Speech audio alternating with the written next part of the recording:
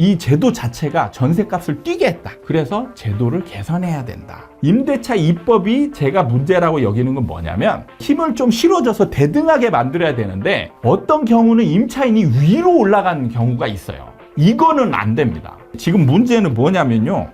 이 사람들은 임대차 입법 때문에 가격이 올랐다. 끝? 이거예요. 현장의 문제를 잘 모른다는 거죠.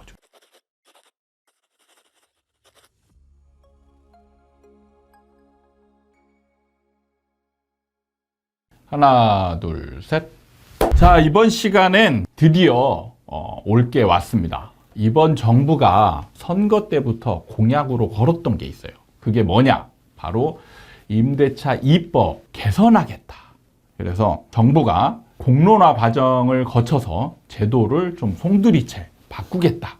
이런 의지를 보이고 있습니다. 그래서 임대차 입법의 문제점이라는 것들이 무엇으로 조사가 되었는지 여부를 여러분과 함께 살펴보고 제 생각에 대한 부분을 얘기를 해보도록 하겠습니다. 일단 국토연구원과 그 다음에 이제 법이다 보니까 민사법학회 2022년에 이제 용역을 줬고 2024년까지 이 연구가 진행이 됐습니다. 그래서 2024년에 연구를 마무리하고 결과를 발표를 했어요. 그래서 나타난 결과가 뭐냐? 임대차 입법 도입 후에 전국의 아파트 전셋값은 일제히 급등했다. 이게 결론으로 나왔답니다. 임대차 입법 도입 후 전셋가격 상승률이 어느 정도였냐? 서울이 약 1.7배, 수도권이 1.8배, 지방은 3.5배 전셋가격이 뛰었다. 이렇게 결과가 나왔는데 이 임대차법 때문에 전셋가격이 급등했다. 이렇게 결론이 나온 거예요. 그래서 용역을 준 이 연구자들은 이 제도 자체가 전셋값을 뛰게 했다. 그래서 제도를 개선해야 된다. 이렇게 이제 결론을 내리고 개선 방안은 뭐냐? 첫 번째는 임대차 입법을 도입하기 전 상황으로 복귀하는 거. 그러니까 임대차법을 그냥 아예 통째로 없애버리겠다. 두 번째 대안은 뭐냐? 지역별로 따로 임대차법을 다르게 적용하거나 위임을 해서 지자체가 따로 임대차법을 운영하는 방안을 두 번째 대안으로 내놨고요. 그 다음에 세 번째 대안은 뭐냐? 임대차 계약 시 임대인과 임차인이 자율적으로 적용한다. 네 번째는 상한 요율이나 상한 정책 대상 범위를 재설정하고 수정 보완하는 방법으로 간다. 이렇게 이제 네 가지 대안을 내놨고 이거에 따른 장단점을 정말 열심히 연구를 했습니다. 첫 번째 대안의 장점은 뭐냐? 이중가격 문제가 해소된다. 그러니까 지금 전세 가격을 보면요. 전세 가격은 얼마야? 라고 규정하기가 굉장히 어렵습니다. 그러니까 저도 지금 궁금한 게 전세 가격 지수가 어느 선을 기준으로 지금 나오는지가 되게 궁금해요. 근데 이거에 따른 우리 일반인이 대하는 전세 가격과 또 차이가 발생할 수 있죠. 왜냐하면 대부분의 일반인들은 항상 어떤 가격 기준으로 여기는지 아세요? 상한선입니다. 상한선. 예를 들어서 이 아파트의 전세 가격이 실거래가가 갱신 계약 청구권 써가지고 4억 나왔어요. 그 다음에 어떤 거는 그 월세 좀 끼고 조금 올라가서 5억 얼마 나오고 그 다음에 최고가 6억 나왔어요. 그러면 우리는 인식하는 게 이 전세가 얼마예요? 6억이죠. 근데 지수는 얼마 나왔는지 몰라요. 지수는 아파트 가격을 발표하지는 않으니까요. 그래서 이중가격 문제가 지금 심각하게 일단 임대차 입법으로 이중가격, 삼중가격 문제가 있다라는 거예요. 그래서 예전으로 돌아가면 이중가격 문제는 없어진다. 그 다음에 갱신 계약 갈등, 임대인과 임차인이 이 대립하는 정도가 심각한 상황입니다. 그 다음에 4년 이후 높은 신규 가격에 노출되는 게 감소된다. 그 다음에 신규 임차인 진입 제약 감소. 그러니까 기존 임차인이 눌러 앉으면 신규 임차인은 못 들어가는 거죠. 이런 장점이 있는데 단점은 뭐냐? 계약 임차인의 신규 임대 노출 빈도수가 증가한다는 거죠. 그러니까 임대차 3법이 없는 상황으로 가잖아요. 그러면 2년마다 계속 또 다시 이사 가고 이런 거를 반복해야 되니까 신규 임차인으로 다시 나온다는 거죠. 이게 증가한다. 이 얘기고요. 잠재 계약자의 거주 예측 기간이 감소한다. 그게 뭐냐면 지금 내가 거주하고 있는데 계약갱신 청구권이 있기 때문에 이제 4년 정도를 예상하고 들어가요. 예전으로 돌아가게 되면 임대차 보호법은 2년이니까 2년씩 새로 계약을 맺어야 되잖아요. 그러다 보니까 임차인 입장에서 내가 이 집에 살 수 있는 기간은 얼마일까? 이걸 예상할 때 2년밖에 안 된다는 거죠. 그 다음에 정책 변화. 일단 제 평가는 좀 나중에 하고 그냥 한번 정리를 해볼게요. 대안 2는 장점은 뭐냐? 지역 맞춤형 임대차 제도의 운영 기반이 마련된다. 그래서 지자체별로 자율 운영이 가능하고 그 다음에 임대차 특별 지역 지정 제도를 운영해서 정책 변화에 따른 국민 피로도를 일정 기간 감소시킬 수 있다. 단점은 뭐냐? 해당 적용 지역의 이중 가격, 계약 갱신에 따른 갈등 문제 등은 해결이 안 된다는 거죠. 그 다음에 지자체별 행정비용, 지자체별로 운영하려면 이걸 전담하는 기관과 인력이 필요하겠죠. 그러다 보니까 행정비용이 증가한다라는 단점이 있고요. 그 다음에 문제는 이제 정책의 복잡성이 증가한다. 그 다음에 대안 3 같은 경우는 이제 임대인과 임차인의 자율 적용이다. 그러면 장점은 뭐냐? 계약 시 계약갱신 요구권 상한 요율에 대한 협상이 실시되므로 계약갱신 시 이에 대한 갈등이 일정 부분 해소된다. 그리고 원칙적 폐지는 아니므로 정책 변화에 대한 국민 피로도가 일정 감소한다. 임대인의 마케팅 수단으로 활용 가능하고 임차인의 주거 기간 선택권이 유지된다. 단점은 이중 가격 문제가 상존하고 계약 갱신에 대한 갈등은 감소하나 신규 임차인의 진입이 제약되는 부분이 계속 남아있는 그런 부분이 있고요. 공급 부족 지역이 임대인의 강한 협상력이 우려된다. 그 다음에 대안 4 같은 경우는 이제 수정이죠. 수정 보완. 상한 요율이 상향되므로 이중 가격 문제가 일정 부분 해소된다. 정책 대상 부분으로 맞춤형 정책 추진이 활용될 수 있다. 그 다음에 일부 정책의 수정일 경우 정책의 일관성 훼손되지 않고 어느 정도 유지가 된다. 장점인 반면에 단점은 뭐냐? 시장 급변 시 이중 가격 문제가 상존한다. 상한 요율에 대한 사회적 합의 도출이 어렵다. 상한 요율. 그 다음에 정책 대상을 가격으로 구분 시 문턱 효과가 발생할 수 있다. 그래서 정책이 복잡해진다. 이걸 읽어보니까요. 솔직히 말씀드리면 2년 동안 국토연구원과 민사법학회가 연구를 했는데 나온 결과나 개선 방향이나 단점이나 이게 참 많이 아쉬워요. 왜 그러냐면 대안 1로 가면 임대차 입법 이전으로 돌아가자 이 얘기거든요. 문제가 별로 없는 상황의 임대 시장을 임대차 입법이라는 제도를 만들어 가지고 사회를 혼란시키고 전셋값을 급등시켰다 이거죠. 사실 임대차법 이전으로 돌아가면 임대차 시장은 문제가 없었냐? 사실 없지 않아요. 굉장히 심각합니다.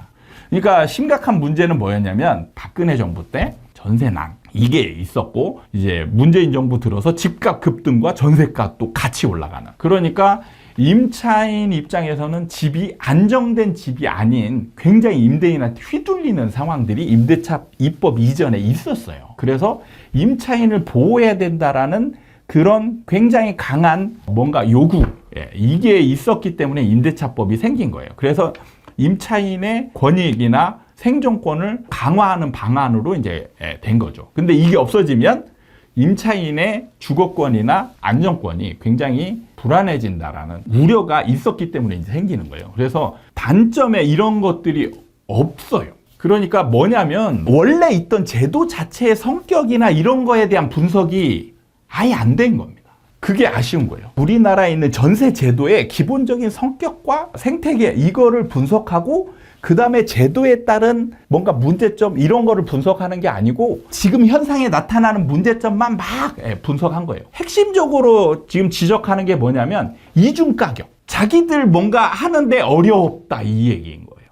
그런 부분이 좀 있다. 그리고 제가 이제 제도의 문제점을 할 때 가끔씩 이거에 대한 영상을 찍기도 했는데 뭐냐면 비유할 만한 게 요즘 고등학교 교육 문제에서 이제 특목고 얘기가 진보 교육감에서 이제 튀어나왔어요. 그게 뭐냐면 굉장히 문제가 많다. 그러니까 지금 일반고가 거의 초토화됐잖아요. 다 특목고 쪽으로 가서 진보 교육감들이 뭐라고 하냐면 이 특목고 제도를 없애자.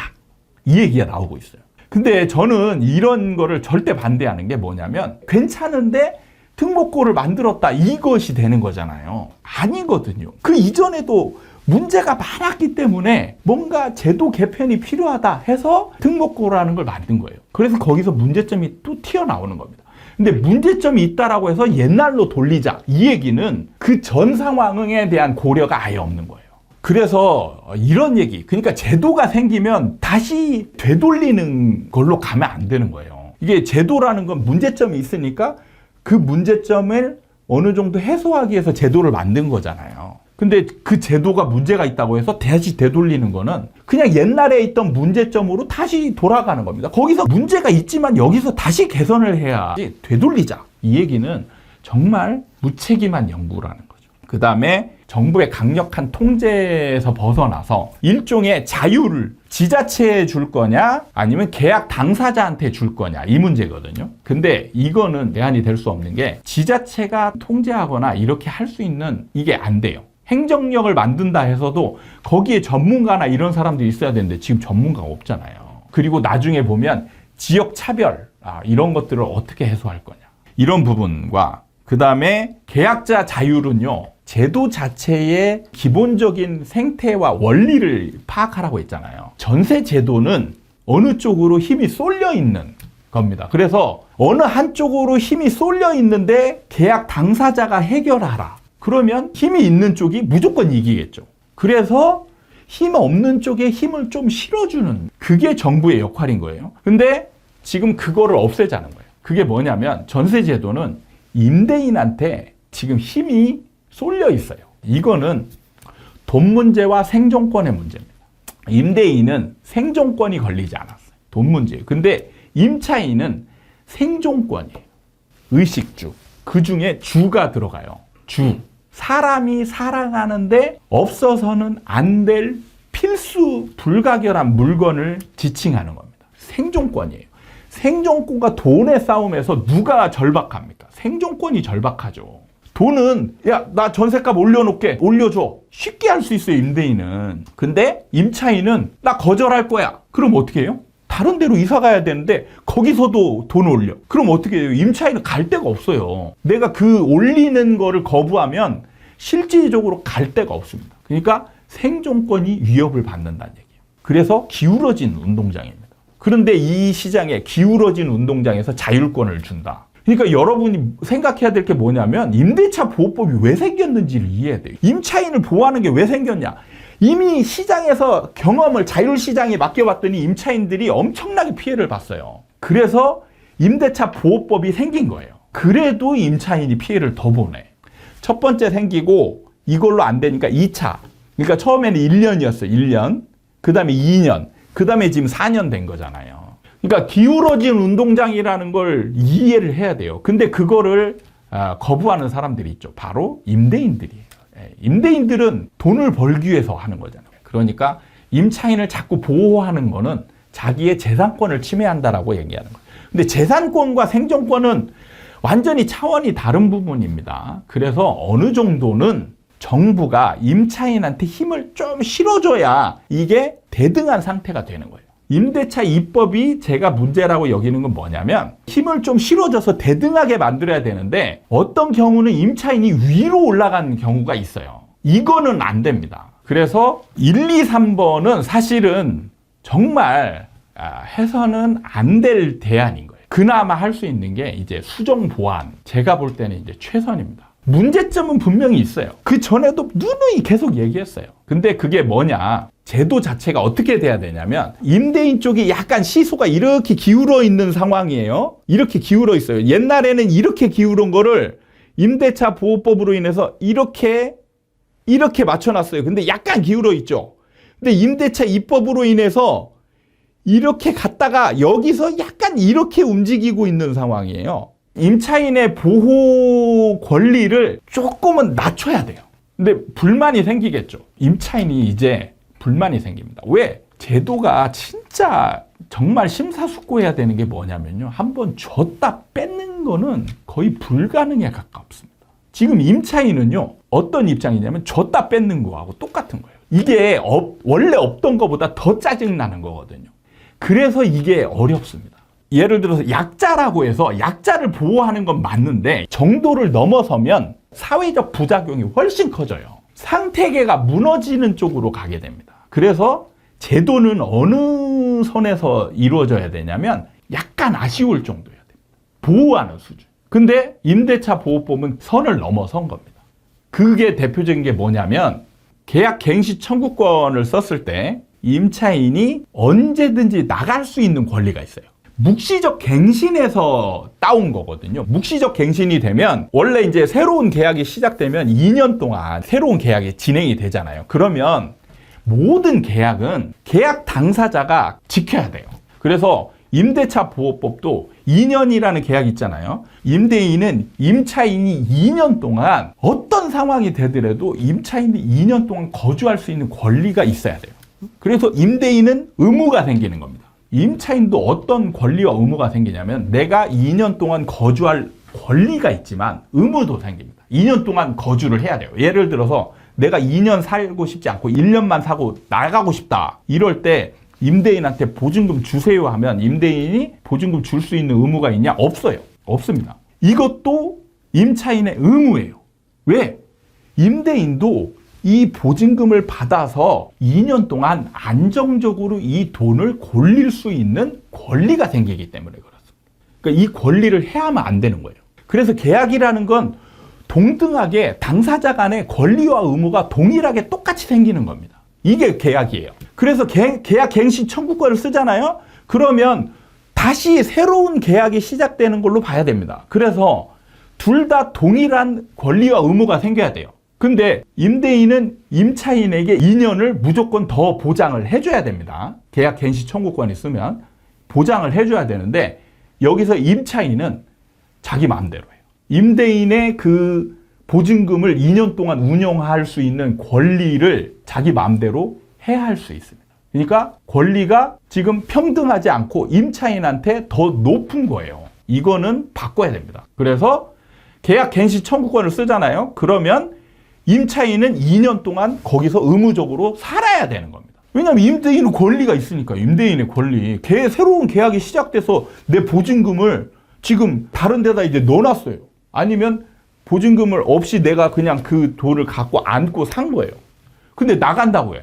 그럼 내가 보증금을 어디서 마련하냐고 갑자기. 이게 묵시적 갱신에서 따온 건 뭐냐면 묵시적 갱신이라는 게 계약 기간이 만료됐을 때 임대인이 야 계약 기간 끝났으니까 우리 계약 다시 씁시다 라고 얘기를 해야 이제 새로운 계약을 하잖아요. 근데 묵시적 갱신은 뭐냐면 임대인이 얘기를 안 해. 얘기를 안 해요. 그러니까 임차인은 서로 얘기를 안 하고 넘어가잖아요. 그러면 이제 새로운 계약이 시작돼야 되는데 새로운 계약을 쓴 것과 묵시적 갱신이 다른 거는 뭐냐면 자기의 권리가 있어요. 새로운 계약이 시작됐으니까 우리 새로운 계약을 씁시다. 그리고 그 2년 동안 우리 새로운 계약에 의한 권리와 의무가 있다라는 걸 서로 각인하고 하는 그게 있는데 얘기를 안 한 거잖아요. 그럼 자기 권리를 포기한 거예요. 임대인과 임차인 둘 다 포기한 겁니다. 둘 다 얘기를 안 했으니까 권리를 포기해야 돼요. 그러면 묵시적 갱신이 되면 원래는 둘 다 언제든지 계약의 해지를 통보할 수 있고 3개월 이후에는 말소가 될 수 있다. 이렇게 돼야 되는데 임대인은 그걸 못하죠. 묵시적 갱신은 임대인은 묵시적 갱신이 되면 임대인은 임차인에게 2년 거주권을 줘야 돼요. 근데 임차인은 언제든지 나갈 수 있어요. 묵시적 갱신은 왜 이걸 줬는지 취지를 알아야 돼요. 왜냐하면 임차인이 불리하기 때문에 그래요. 임차인이 계약 만기가 왔어요. 임대인이 조용히 있는데 임차인이 만기가 왔네. 계약 다시 쓸까요? 그러면 임대료 올라가잖아요. 그러니까 임차인은 가만히 있는 게 최선인 거예요. 근데 임대인은 가만히 있는 게 최선이 아니거든요. 자기 권리가 있어요. 근데 법은 자기 권리가 있는데 그걸 모르는 사람을 절대 지켜주지 않습니다. 그게 법의 취지입니다. 그래서 묵시적 갱신은 권리를 쓸 수 있는데 안 쓴 임대인은 보호하지 않아요. 근데 임차인은 그게 권리가 아니고 약간 의무 같은 거예요. 자기한테 유리한 게 오히려 말을 안 하는 게 유리하기 때문에 그 권리를 지켜주는 겁니다. 그래서 묵시적 갱신은 갱신이 진행되면 임차인은 언제든지 나갈 수 있는 권리가 생긴 거예요. 이게 가장 합리적인 겁니다. 법이 굉장히 합리적이에요. 근데 계약 갱신 청구권에 의해서 새로운 계약을 둘이 맺었는데 근데 왜 임대인은 의무만 있잖아요. 권리가 없잖아요. 내 돈을 운용할 수 있는 권리가 없어지는 거예요. 이거는 보완을 해야 되는 겁니다. 그러니까 지금 임대차 입법의 가장 큰 두 가지 문제를 꼽자면 임대인이 지금 계약 갱신을 방어하기 위해서 뭘 하면 실거주를 가장해서 쫓아내요. 그리고는 내보낸 다음에 매매를 하거나 다른 임차인을 들이는 문제가 지금 심각하게 일어나고 있어요. 그러면 이렇게 가면 임대차 입법의 제도 자체의 취지가 훼손이 되는 거죠. 그게 이제 문제고 임차인의 갱신 계약 청구권을 쓴 다음에 아무 때나 나갈 수 있는 이 권리. 이게 선을 넘은 권리다. 이런 거를 보완해야지. 지금 문제는 뭐냐면요. 이 사람들은 임대차 입법 때문에 가격이 올랐다. 끝. 이거예요. 제가 얘기한 거는 임대차 제도가 생김으로 인해서 그 시기에 전세가 급등이 일어났어요. 근데 제도라는 건 항상 자리를 잡기 마련입니다. 그럼 이거를 굳이 제도 자체의 근간을 무너뜨릴 필요는 아직까지는 없는 겁니다. 여기서 만약에 이제 전세가 막 급락을 한다든지 아니면 급등을 한다든지 이러면 이제 이거는 제도 자체의 문제점일 수도 있겠다. 그죠? 그러면 이제 이 제도 자체의 근간을 고민하는 이게 있어야 돼요. 근데 지금은 전세 제도 자체가 안정되어 있어요. 그러면 근간을 흔드는 고민은 할 필요가 없는 거예요. 근데 여기에 연구 결과에는 그게 빠져 있습니다. 그러니까 지금 제도 자체의 근간을 흔드는 고민까지 들어간 겁니다. 연구를 잘못한 거죠. 잘못한 겁니다. 그 다음에 이제 좀 심각하게 고민해야 될 부분은 이중가격 문제죠. 사실은 이건 어쩔 수 없는 부분인 것 같아요. 그러면 이거는 이중가격은 이제 어떻게 사람들한테 좀 인식시켜 줄 수 있는가, 안정적으로. 이 부분을 고민하면 되는 거죠. 솔직히 말씀드리면 제가 얘기한 게 더 뭔가 현실적이고 제대로 된 것 같지 않습니까? 박사, 교수들이 있는 국토연구원, 민법사학회가 2년 동안 엄청난 비용을 들여서 연구했다라고 하는 결과가 저 혼자 집에서 그냥 시장을 바라보면서 느끼는 차이가 큰 부분에 대해서 제가 굉장히 아쉬움이 많습니다. 그러니까 이런 사람들이 이런 제도를 만드는 거잖아요. 이 제도가 제대로 될 리가 있나? 현장의 문제를 잘 모른다는 거죠. 여기에 지금 제가 얘기한 문제점은 아예 없어요. 그러니까 근본적인 문제부터 이렇게 들어가야 되는데 그게 없으니까 이런 것들이 나오는 거예요, 결과가. 그러니까 임대차는, 우리나라 임대차 시장은 기울어져 있습니다. 이거를 조금씩 해서 균형을 맞추는 게 이 제도의 취지입니다. 대신에 이 밑에 있는 위로 올라가면 절대 안 돼요. 위로 올라가면 이 자본주의의 근간을 해치는 겁니다. 근데 지금 이걸 이렇게 해놨기 때문에 그게 이제 문제가 되는 거죠. 저는 이번 정부 그다음에 용역 한 결과를 보고 안타깝다라는 생각을 많이 했고 임대차법은 좀 어느 정도 수정 보완은 좀 돼야 될 부분이 있고 지금 자리를 잡아가고 있다. 그리고 모든 사람이 만족하는 제도는 절대 없다. 다 조금씩 불만은 있어요. 그거를 최소화시켜서 자리 잡게 하는 건 정부의 역할인 거예요. 그게 역할인 겁니다. 이게 문제가 있다라고 해서 뒤집어 버리자. 이건 정부의 역할이 아닌 거죠. 오늘 영상 여기서 정리를 할까 하고요. 저는 욕을 먹더라도 제 할 말은 하고 최대한 저는 객관적이고 근본적인 것을 생각을 해서 여러분들에게 그 원리를 알려드리는 것을 목표로 하고 있습니다. 그래서 욕할 분들은 하시고 가능하면 자제해 주시면 제가 조금 더 심적 안정을 얻습니다. 그러니까 여러분들의 격려가 있는 댓글 그리고 좋아요, 구독 이거는 저한테 힘이 되는 것이다. 말씀을 드리면서 마치도록 하겠습니다. 감사합니다.